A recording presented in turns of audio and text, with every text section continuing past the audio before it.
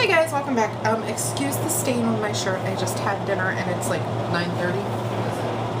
Oh, it's almost 9:45. Anyway, this is the second time doing my daily devotional for today because apparently instead of hitting the on button, I turned it off. Par for the course. Update, if you watched my vlog video for the day, which I think is going up first. My husband is feeling better. We have pretty much figured it out that he's been taking a lot of Tylenol because we were, if you don't remember, we were sick from like mid-June through almost 2 weeks ago. Like when we moved, we were sick, and he's been having pain in his ear down into his throat, and so have I, off and on. And so we've been taking not a lot of Tylenol, but we've been taking Tylenol like 2 to 3 times a day, and we're thinking that the Tylenol, because it opens your blood vessels to alleviate inflammation, that probably dropped his blood pressure, and just this time it just dropped it too fast. So we have to go get a blood pressure cuff and keep it on hand and check his blood pressure periodically and just see if it's going up and down or something. His blood pressure was high and he's on medication for it. Like originally it was like 184 over like 100. Then like normally it's 138 to 140 over 86, 82 to 86, somewhere in there. And now today it was 127 over 72, which is low for him. It's good, but it's low. So that's why I look like a hot mess, but it's okay because God is in control. And tonight it's called What's Really Important. Interesting.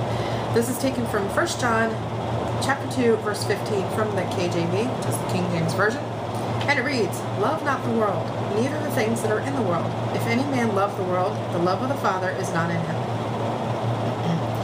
Financial prosperity is a good thing, but spiritual prosperity is profoundly more important. Yet society often leads us to believe otherwise. The world seems to glorify material possessions, personal fame, and personal beauty above all else. But these things don't rank so high with God. God sees the human heart, and that's what's important to him, and that's what should be important to you too. As you establish your priorities for the coming day, remember this: the world will do everything it can to convince you that certain things are important. You'll be tempted to value fortune above faith, possessions above peace, and power above people. But if you listen, God will whisper in your heart the truth that faith, peace, and people are more important than fortune, possessions, and power. Listen to him. Mahalia Jackson said, "People make a mistake in believing they're going to be in paradise if they have more money." So very true. We, and it's not just our generation. I mean, this has been happening for many years. You just can't be satisfied. We get a computer. Well, then we want a laptop. And then we get the laptop and we want a tablet because we want to be able to take it more conveniently. And then it's, oh, well, now they have smartphones, so we got to have a smartphone. And then it's like, oh, but they came out with this newer computer and I have to have that. Like, we're never satisfied monetarily, materialistically on what we have. And, I'm just as guilty as anybody else is. I mean, one of my, things is makeup. And do I need to have so many shades of eyeshadow? Do I have to have 1,000,002? I mean, lipsticks? Do I have to, do I have to have all of these? No, I don't. Am I going to wear them all? Well, yeah, I have worn them all, but not in one shot, the oils, I'm like addicted to them. I'm like, oh, I gotta get this one, I gotta get that. And we just can't be satisfied. But if we would just be satisfied with who we are in Christ, be satisfied with who we're with in our lives, and be satisfied with how we love and take care of others, the stuff of the world will not be here.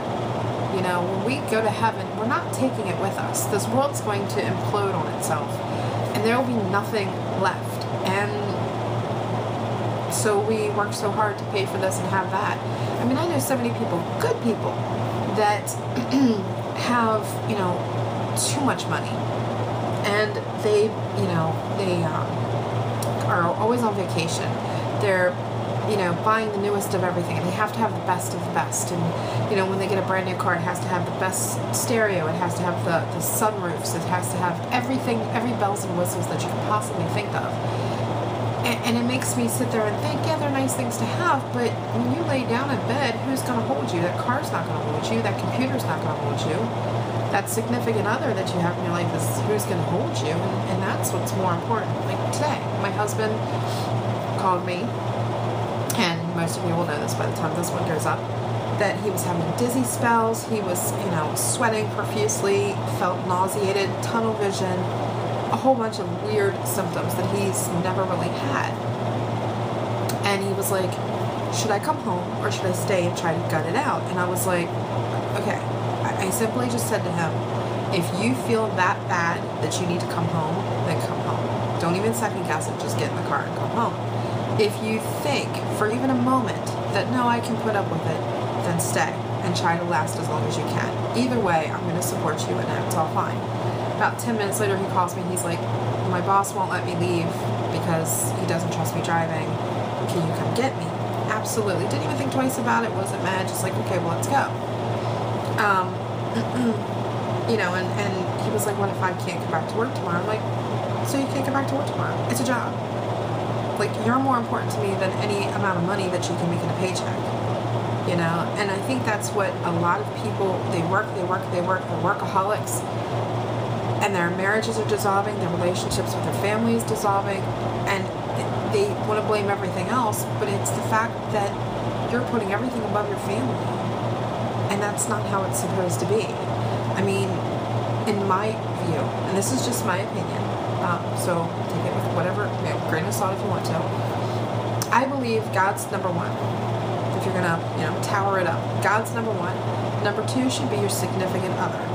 Number three should be your children. Number four should be yourself. And then everything else come underneath that. That is how I feel.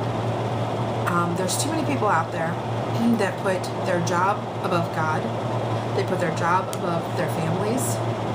And the thing is, yes, everybody needs a job to be able to survive and take care of themselves. But you can replace the job. You can replace a car. You can replace a computer. You can replace all of that. You can't replace your husband, your wife. You can't replace your kids. You can't replace your sisters, your brothers, etc., etc.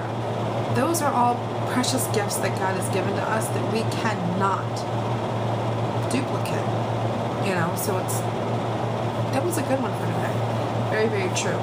So I'm going to end this, and I'm going to ask you guys to pray tonight on your own. I'm just going to do a silent prayer.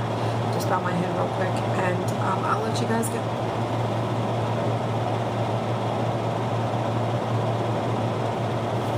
Alright guys, remember to always look up when things are going down, and to remember that no matter how bad things get in life, He is always there holding your hand through it. And I'm always here if you need a shoulder to cry on. Thanks for watching guys. I will see you all tomorrow.